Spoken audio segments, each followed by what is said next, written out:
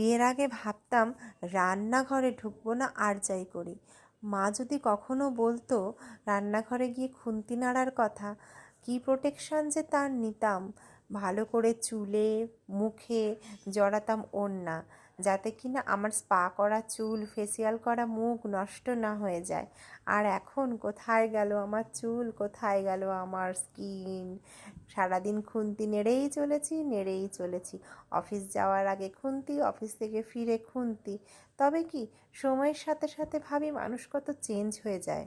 লোকেদের জন্য রান্না করতে বেশ ভালোই লাগে, খারাপ কিন্তু লাগে না। আর ভালো লাগে রান্নার এক্সপেরিমেন্ট করতে। বেশ নতুন নতুন রান্না করব, বাড়ির লোকেরা খেয়ে বলবে খুব ভালো হয়েছে, খুব ভালো হয়েছে। দারুণ লাগে ব্যাপারটা।